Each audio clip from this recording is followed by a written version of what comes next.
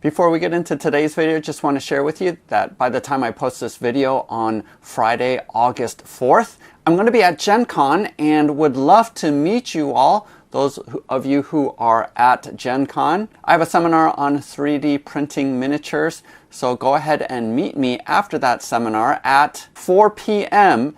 at the meeting room 12 in the stadium. Or the following day, I am doing 3D printing for cosplay props. And again, meet me after that meeting, 6 p.m. at the Westin in Senate 1. Now onto the video. In this video, I show you the Battlefield's Stunning 3D Printable Scenery Kickstarter by RM Printables. But before we get into today's video, I just want to give a quick shout out to all of my Patreon supporters. Thank you so much. You make this channel what it is. And this past Sunday, Bob did make his GGGG picks.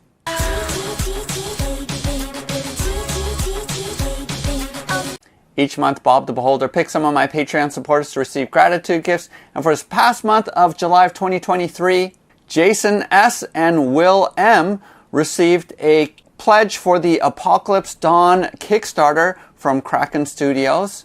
Randy B. and Todd Z. received a pledge for the Dueling Knights Kickstarter. And then finally, Thomas H. received $100 to go towards the Haunted Tavern Kickstarter. Make sure you check out my video list as I made videos for most of those Kickstarters. And go ahead and use the link below to go to my Patreon page to see what the GGGGs are for this month, August of 2023. It only takes $1, and that gives you a chance to be chosen for one of these gratitude gifts. And the list will grow as the month goes along. One of the gratitude gifts for this month is going to be this printed and painted terrain piece, not the trees, but this ruins piece that you see here. This video is split up into different parts. First, I'll go ahead and talk about this set, and then we'll go to the computer and I will show you a quick run through of the Kickstarter that is currently going on right now until August 25th. And then finally, I have a painting tutorial about how I quickly painted these up, as well as added flock to this ruins piece. Go ahead and use the timestamps below to go to each section if you want to skip ahead. I've done a number of review videos about RM Printables in the past. They have had a number of campaigns, and I've always been impressed with the terrain that they have produced. Now, this set is 3 different sets actually in one campaign, and you can buy each set separately, but I highly suggest getting your money's worth by just pledging for all 3, since you're going to have a significant discount if you do that. Now, what I printed here is basically from the classic Battlefield set, and that includes this rune as well as a number of trees. What I didn't print out is a bunch of cliffs, a bunch of hills. The thinking behind these sets is that it is scattered terrain that can be universally used for any of your war games. And we consistently place these pieces on the board whenever we're playing war games, because although buildings are typically really fun to look at and see, oftentimes they only function as blocking line of sight and you can't shoot through them. What I like about the scenery that is in this Kickstarter is that it makes for great scatter terrain, and like this ruin, you're able to see through, have line of sight, and to be able to shoot, so it provides cover but doesn't completely block line of sight. So the cliffs that they have, the hills, all of those things, again, as we walk through the campaign later on in this video, you'll be able to see just the versatility that is in the 3 different sets. And the 3 sets are themed differently. Again, this is the classic Battlefield set, but there is also a Badlands set and then a Frozen Tundra set. And one of the things that I really like about at least the classic set are these trees. Pine trees, I did a whole video about sort of the best 3D printable trees, but I definitely would now include these because I just love the amount of detail that are on these, and they are ingeniously printed upside down, the leaves part here, just because of the way that all of the pine trees or leaves are pointing downwards. So it's an ingenious way of being able to print these without supports, and I was a little bit surprised because the surface area for this section here, because this is cut off and then you glue this top on, was relatively small, and I was worried that it would fall over, but I didn't even have to put a brim on it when I printed it on my printer. And these I printed off of my Anchor Make as well as my Bamboo Labs, and the detail looks really awesome, and it was really easy and fun to paint because of all of the texture that's on them. So I love having trees on the gaming table for my war games, and these are the first pine trees that I printed out. Typically I print out deciduous trees, but I really like the style of these, and you get 5 of them. Now, one of the things I will say though, I did wish that they had made a stronger connection point, where because you're printing out this base and the trunk of the tree separately, and then you later on glue the leaves on top of that. And it was relatively weak in terms of the connection point, so I custom made a connection point that was much stronger. And again, I used Microsoft 3D Builder to insert this triangle, a stem piece that made it so that it only fit one way, and that way you get the alignment perfectly. But other than that, everything else printed out really well. This ruin set especially, I print everything out in 0.2 millimeter height. Obviously, you can go more detailed than that. But for terrain, typically, I do 0.2 because I feel like that's the nice balance between having quality as well as speed of printing. Also, this ruin set here does print out in 3 different pieces. And obviously, you would glue these on once you print everything out. But because this is one of the gratitude gifts, I'm going to be shipping it to one of my Patreon supporters. I wanted the option to be able to separate these because it'll be easier to ship without these on there. But you definitely would glue these pieces on. For the most part, almost all the other terrain will print out as one piece.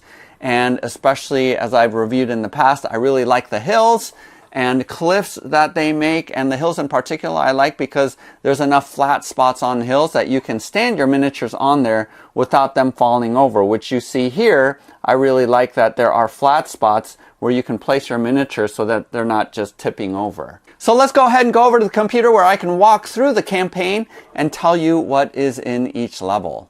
So here's the Kickstarter page for the campaign, and it is already raised almost $11,000 with 25 days left to go by the time I post this video. That will be more like 20 days left to go, and the early bird will have expired. So let's go ahead and take a look at the pledges. All of the 3 different themes for sale separately. So each one is going to be $22 US.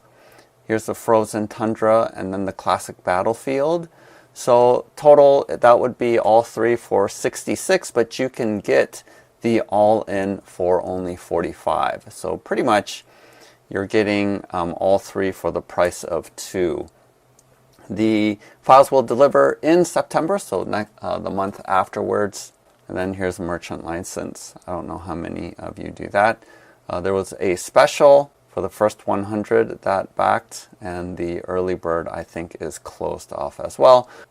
So you're getting all of these different files, and the Badlands is sort of like maybe a desert theme possibly, but check out these cliffs look really cool. You have trees, you have some desert flats that you can put on the board. And as I mentioned before, the thing I really like about the hills from RM Printable is that they have flatter tops so that you can put miniatures on top of them. Sometimes I feel like some terrain is so angled that the miniatures will topple over. But the thing I really like about RMs is that you can place miniatures on them and they're not going to topple over. Same thing about their medium hills. See all these flat spots that you're going to get across here. And then here are some outcroppings for terrain. Here's an oasis where you can have water in these sections, painted a little bit differently. And then you have this sort of cracked rock appearance for the wall sections.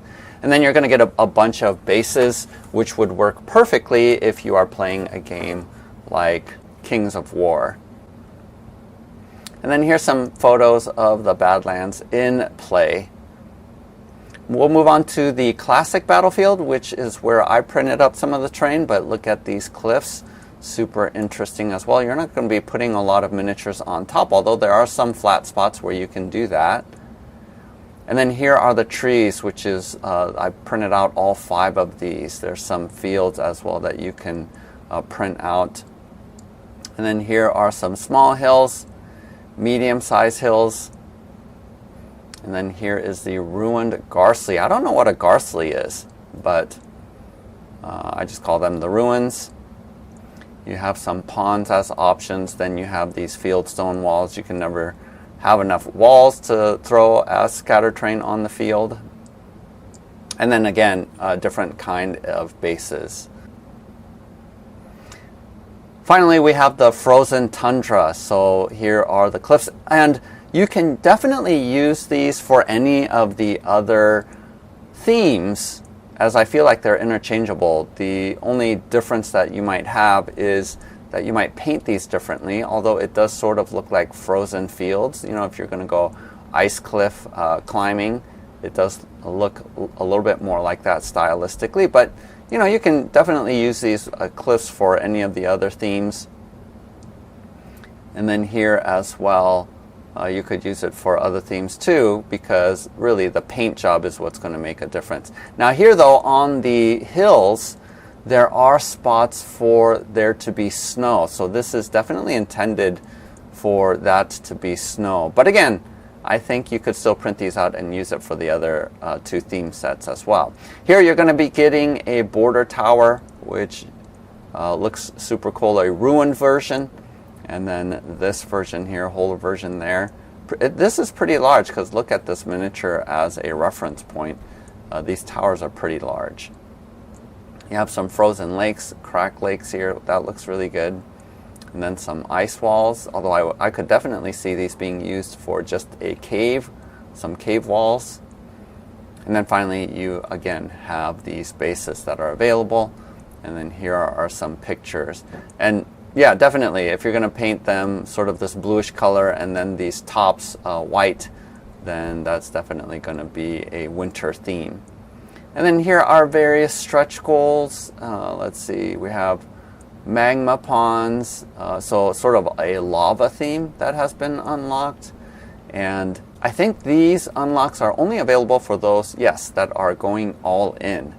So again, that all in deal is much, much better since you're getting these unlocked items. So far we're halfway through and we are into the Goblin Cave and Small Hills.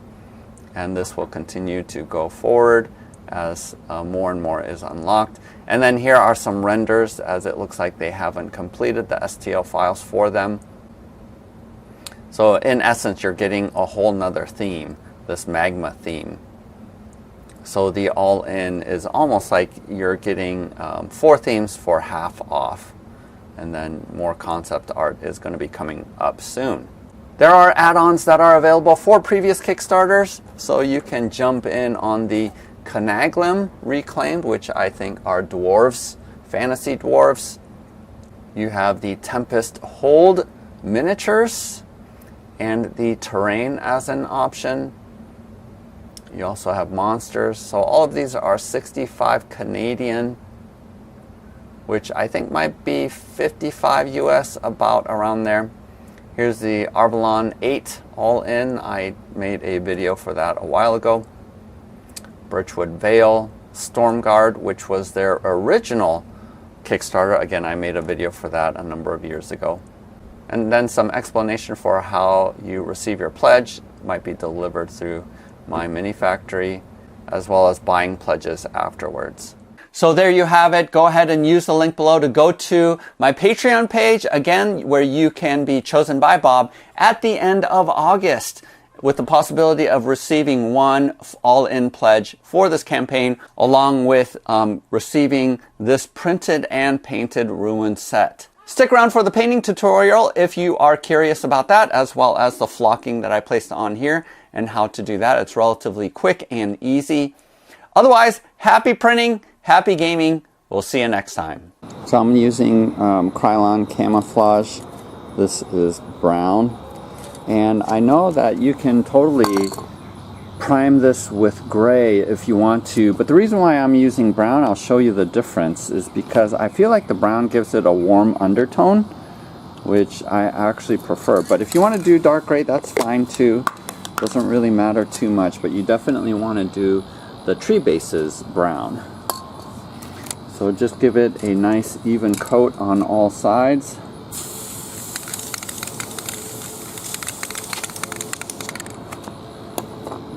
Rotate this thing, and this is why I like printing in black PLA is because even if you miss some of the primer, it still doesn't matter too much because black is a good dark color to hide any imperfections or places where you might not get the undercoating that well.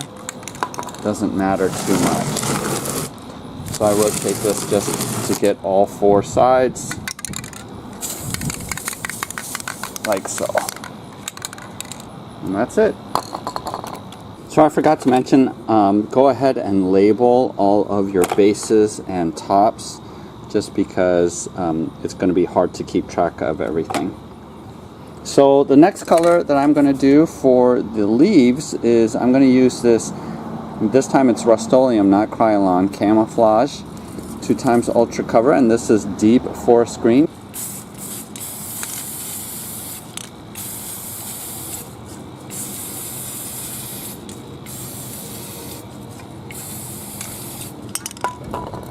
Again, just rotate this around and get it from all sides. And so on and so forth. Alright, so next up is I have this Valspar. This is Hunter Green. And like I mentioned before, even though it says flat, sometimes it does go on a little bit more shiny, and that's why I don't use this exclusively. But this is optional because obviously you can dry brush any color that you want on top of this, or you can just pick a lighter green. But this is sort of the method that I use. I am going to dry brush on top of this, but I don't cover it as much as I did with the original. Just want to get a little bit more of a lighter green or on top of the undercoat. But because, like I said, I did that initial undercoating with the dark green, I don't have to use as much spray paint here. So before we proceed, I did want to show you the difference between having a dark brown undercoating and a gray, dark gray undercoating. So it might be a little bit hard to tell here on camera, but I just feel like the dark brown gives a little bit of warmth to gray, which is typically a cold color, and that just, I think, provides a little bit more of a variety to the piece, especially since I think with a lot of ruins you're going to have organic dirt and things growing on the blocks. So I just feel like this is colder. Again, you know, it's very hard to tell the difference between these two, right? Here, let me pull this. Maybe you can tell the difference a little bit more here. Again, this is all dark gray. So it's going to look fine because both of them look like stone, but with ruins, I just like a little bit of warmth to the stone. And you can obviously do either way. It doesn't really matter too much, but that's the reason why I choose the dark brown. So typically I use craft paint, cheap craft paint for all of my terrain just because it's more economical. And as always, I will start off with zinc. This is Americana from Deco Art. You can buy these at Michael's or Hobby Lobby.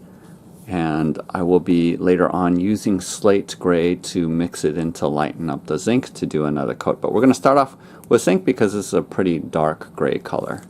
I also use a stiff hog's hair brush in order to put this on, just because I get good coverage, and because it's stiff, it won't put the paint into the recesses, which I want to keep the dark brown.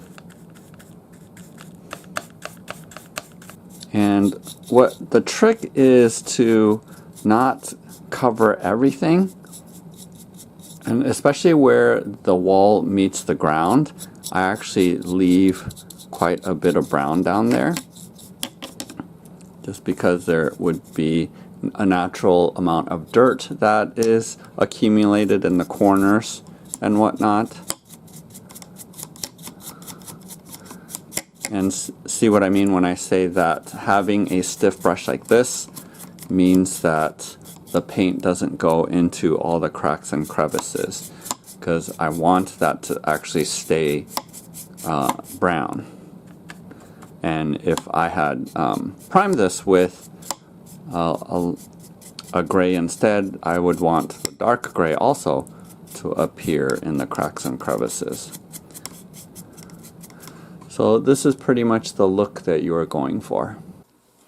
Okay, so now I put some slate gray right here, and I am mixing it up because the slate gray by itself is too light.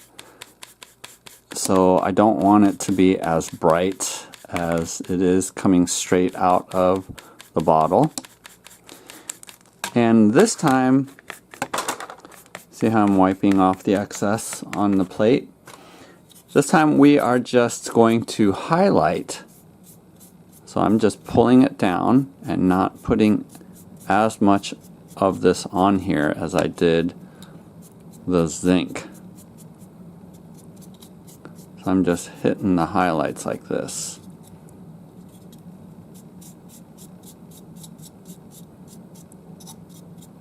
And see how it's just catching some of the edges. And this is what we are going for. Here, I'll show you really quickly what it looks like here. And we're using a lot less paint with this method. See, I'm running out, so I'm gonna put more on my brush, like this. You don't want to overload your brush or else it'll be too bright.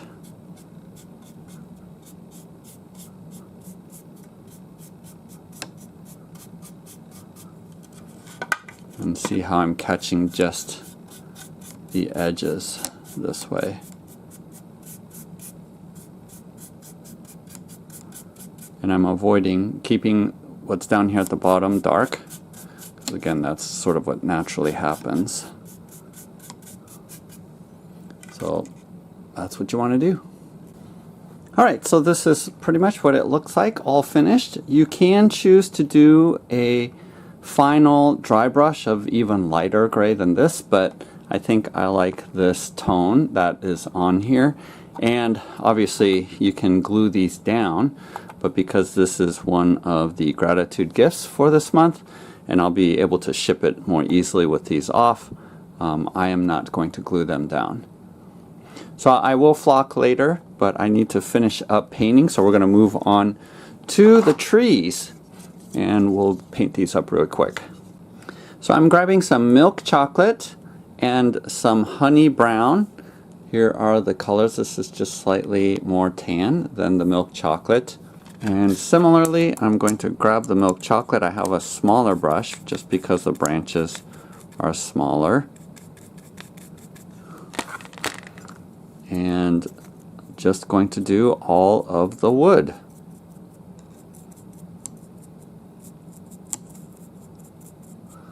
And notice that I am brushing it against the grain because I want the dark brown to show through. And at this point, I'm not concerned if the brown is getting onto the grass, because we're going to cover over that later with some green.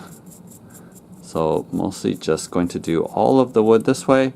And don't worry if you leave quite a bit of brown down here on the roots.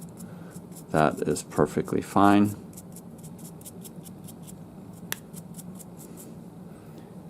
And this is what you're going for. Sometimes I do a second coat just because the undercoat is so dark that it's hard to see, so I might wait until this dries and do a second coat. Alright, now I'm grabbing some honey brown. I don't bother washing my brush at all. Just make sure you get enough of the honey brown on here. And then, let's go ahead and zoom in a little bit closer so you can see. Now I'm being very light with this honey brown.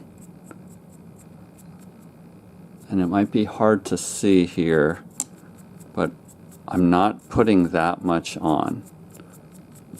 Just hitting some highlights, and that's it. Just to lighten it up just a little bit. And to be perfectly honest, the way that the branches work on the trees, you're not going to see a lot of this. So Here's an example, right? Not a lot of this base is going to be seen because so much of the canopy of the trees is going to cover it. So here's just a quick comparison. Again, it's not a huge difference, you're just highlighting just a little bit of it. Alright, so now I'm going to grab a sable brush and we're going to go back to the gray. It hasn't dried yet. I'm getting the zinc, the darker gray. And we're going to do the stones. And here, unlike the ruins, I'm not doing dry brushing. I pretty much want the whole thing to be this dark gray. So I'm covering up all of the brown going into the crevices. I don't want these layer lines to show that much. So that's why I'm using a wet brush rather than a dry brush technique, so that I can get as much of the stone to be gray as possible. So make sure you get all of the stones that's on all the bases. This one is this entire thing is basically a stone, so just know that. But I think in the other bases you're going to find just some pieces of stone that you'll be able to paint over. So that's basically what you want. Here I am going to show some of the dark brown just for shading. I think on here there's some stone along here, but it sort of melds into the grass and dirt, which we're going to paint gray. So let me show you how to do this one here, since the stone isn't as distinguishable from the surroundings. So what you want to do, and you can do this somewhat random, it's not prescriptive that you have to do it this way, but this will just give you a general idea of how to tackle this space in particular, because I think this one is the most challenging since you're not entirely sure what is stone, what is dirt. But you can make it somewhat random, like so.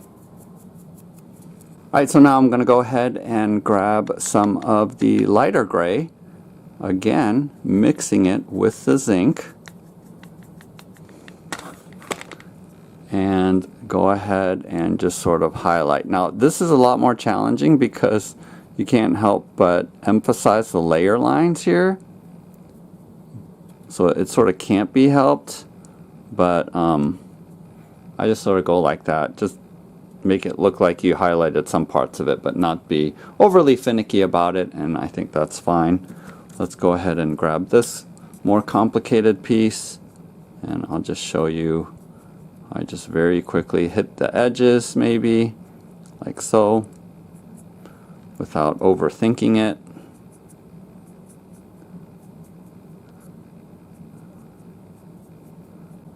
Alright, so next we're going to do the ground. So I got some avocado and then some light avocado, which makes sense. This is what it looks like.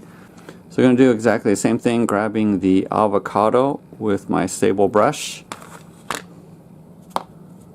I am going to go ahead and do the grassy parts, and I don't know what all these little bumpies are. I'm going to go ahead and paint those green as well.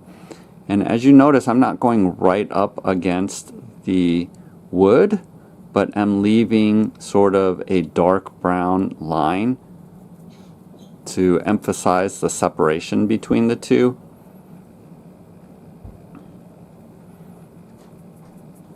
And again, it's okay to leave some parts dark brown because that'll just represent dirt that's on there.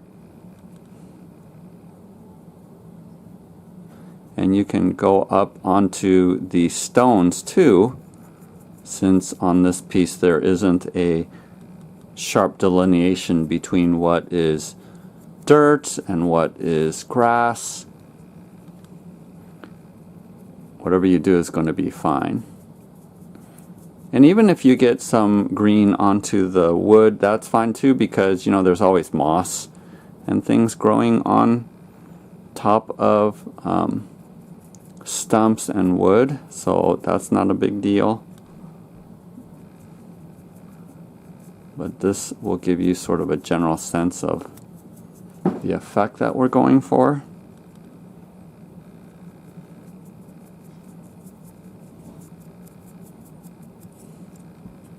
So I think that looks pretty good. All right, now we're going to go with the light avocado. And again, because this is the highlight color, we are only doing a little bit on here and not doing a ton. And because we don't want to just emphasize the print lines, the contour lines, I do keep my brush relatively wet, as you can see here. That way it does actually go into the crevices and I'm not just highlighting the contour lines. And you can be somewhat random with the placement of this paint. And as you can see, I'm not putting it everywhere, but just sticking it here and there, just to create some variability with the ground. And that's really all there is to it.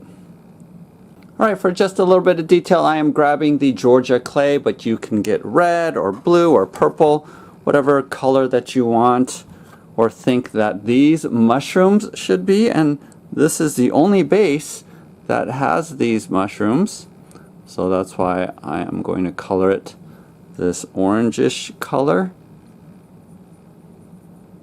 Super simple, super quick.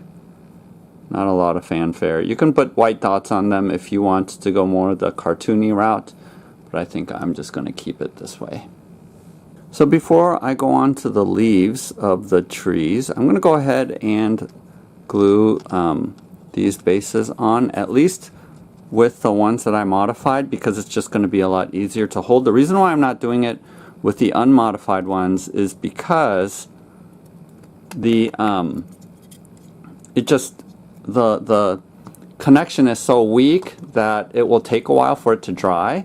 Plus, I'm not going to use super glue for that. I'm going to use my E6000 just because this has a stronger hold on something like that. But I'll do that after I color the leaves. And as I mentioned before, you can barely see, because of the canopy, any of the base. So for example, this one that has a mixture of different elements down on the base, you can barely see any of it. So in some ways, you know, it isn't super important to spend a lot of time on these bases because you're not really going to see a lot of it, especially when you're looking at it from this angle. And then here's the other one. You can see this stone pretty well, but that's basically what it's going to look like here. So let me show you this tree from STL Miniatures. These are the folks who made all of the City of Firwood stuff. And because this is a deciduous tree, I wanted the leaves to be sort of a brighter green. But as most of you know, pine trees actually have darker leaves to them. So if you wanted, you could totally get away with just stopping here and keeping this really dark green color, but I do want to highlight it. So what I'm going to do is I am going to grab some forest green, which is a dark green, and then I'm going to slowly add titanium white to it rather than going for sort of a yellowish green like I have here on these leaves. I just want it just to highlight a little bit and maintain sort of how dark of a green this is. So I'm going back to my larger hog's hair brush and doing the straight forest green on here. And as you can tell, it's not highlighting it very distinctly because, again, of how dark this base is. So the highlighting isn't that noticeable here, but I'm going to go ahead and do that to all of the leaves first. Alright, so now I am going to mix a little bit, just a little bit of white in with this green. And I'm going to just very lightly highlight.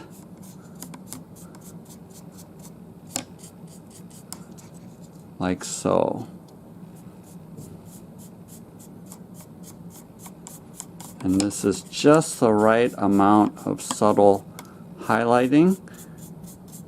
And I like this because, you know, a lot of pines, coniferous trees do have sort of a silvery color to them. If you notice, if you get freshly cut Christmas trees, sometimes that's the case. And again, I want to keep it mostly dark, but this just gives it that little bit of punch, extra punch that it needs.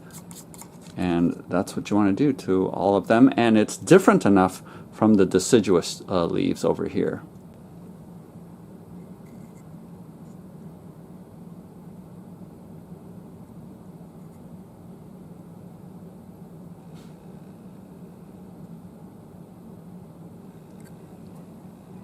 Alright, so now I'm going to try some flocking, and this is from Gale Force 9 Hobby Round Meadow Blend of Flock.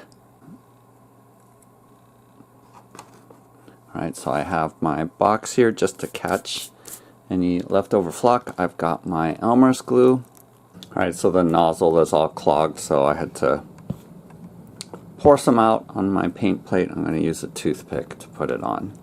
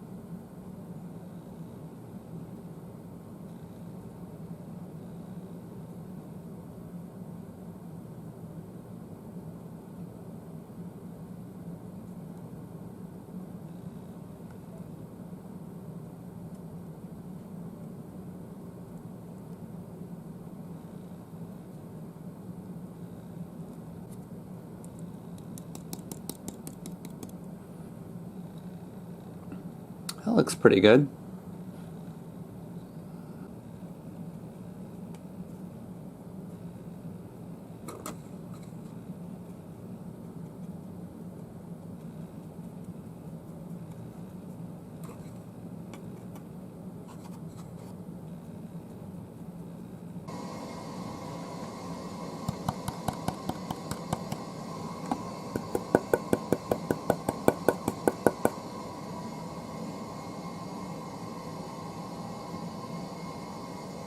Okay, so now that this is dry, I am grabbing some watered down PVA glue or Elmer's glue. So it's about a quarter of this was glue and the rest of it water, so 1:4 ratio. And I'm just going to basically squirt this on here, and this just prevents it from totally flaking off later on. And as you can see, it sort of absorbs it like a sponge. And this will take a while for it to dry. You can spray this stuff on, but I've never had luck spraying this stuff out of a bottle. It just is too thick and ends up just not coming out right. So that's why I'm using a dropper bottle here.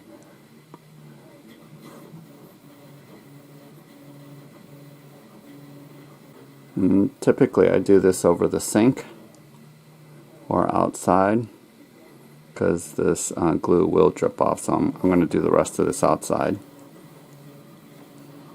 Alright, so check it out. All of the glue has dried and there is a nice, oops, totally forgot that was on there. There is a nice sort of almost shellac that is over all of this, so it ensures that it's not going to flake off. And the other thing that I like about just PVA glue is when it dries pretty matte, so it isn't all shiny, so I don't have to spray a coat of dull coat or matte spray over all of this stuff. So I think it looks pretty darn good.